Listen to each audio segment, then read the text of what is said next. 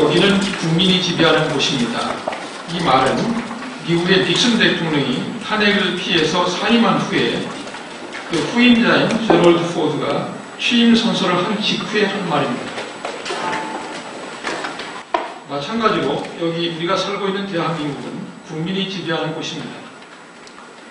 민주공화국인 대한민국에 왕은 없으며 혹시 있다면 바로 국민이 왕이라는 것입니다.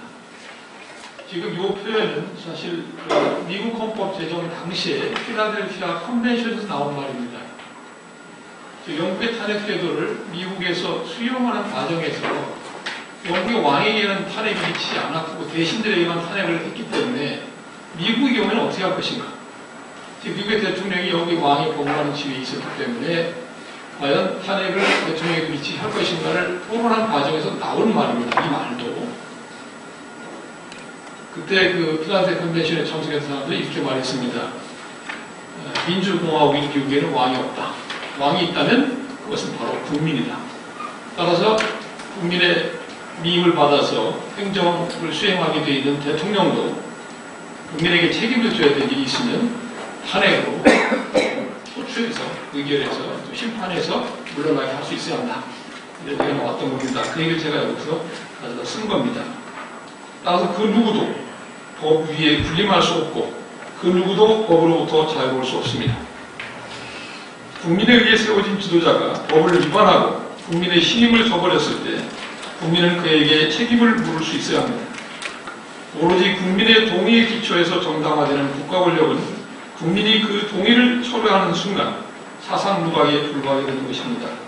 이 경우 지도자는 자신을 믿고 나라 일을 맡겨준 국민에게 최소한의 예의라도 지켜야 할 것임에도 불구하고 결국 지도자의 책임을 사법 절차에 따라 추궁할 수밖에 없는 참담한 현실에 직면하여야 말았습니다.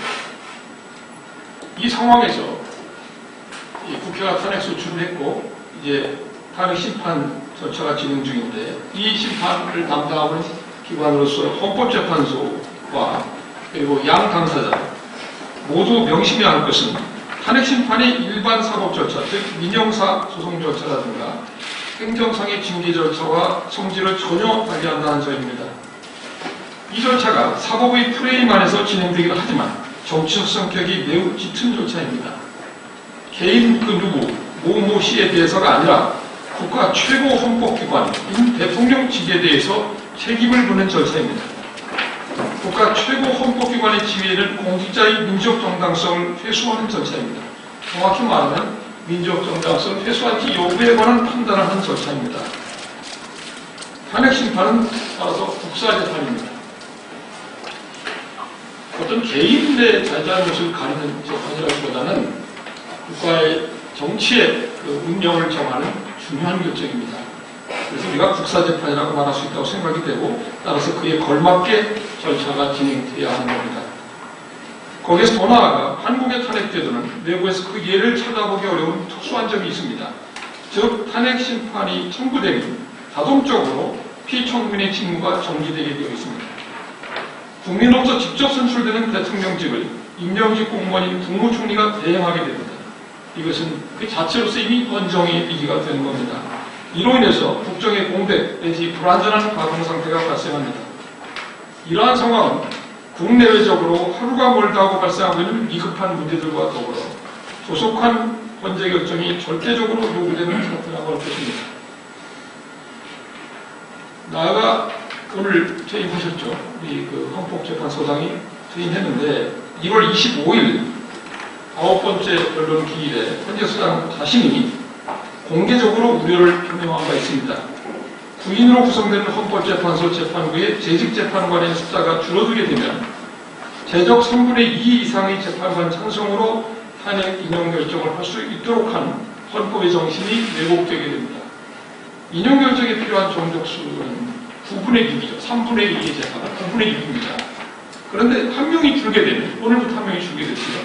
8분의 6, 즉 4분의 3으로 어려워집니다. 가중됩니다. 3월 13일에 이정미 재판관이 또 물러나게 되면 7분의 6으로 더 가중되게 됩니다. 이것은 탄핵 인용에 필요한 정족수를 점점 더 어렵게 만듭니다. 반대로 기각 결정에 필요한 정족수는 점점 완화됩니다. 처음 9명이 된 4명이 기각에 찬성해야 되는데 8명이 되면 3명, 7명이 되면 2명으로 점점 쉬워지는 거죠. 즉 현재 결정 정족수에 대한 헌법적 요구가 점점 더 탄핵 청구인 쪽에 불리하게 왜곡됩니다. 급기야는 어떤 이유에서든 간에 재판관의 숫자가 6명으로까지 줄게되면 심리 종족수인 7인도 채우지 못해서 탄핵 심판 자체가 불가능하게 됩니다.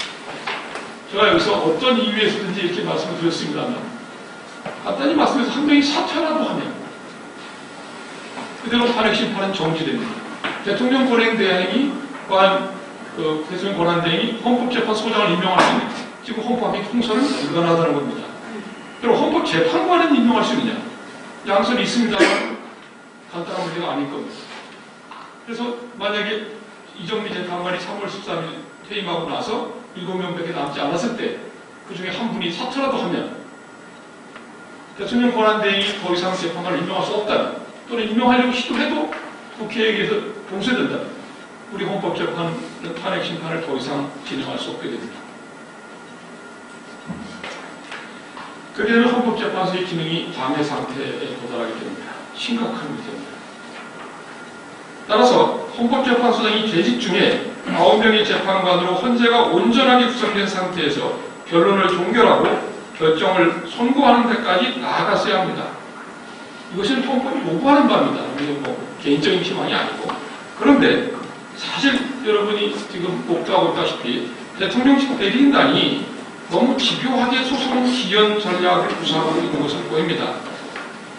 그것 때문에 탄핵 심판의 시기가 자꾸 뒤로 밀리고 있습니다.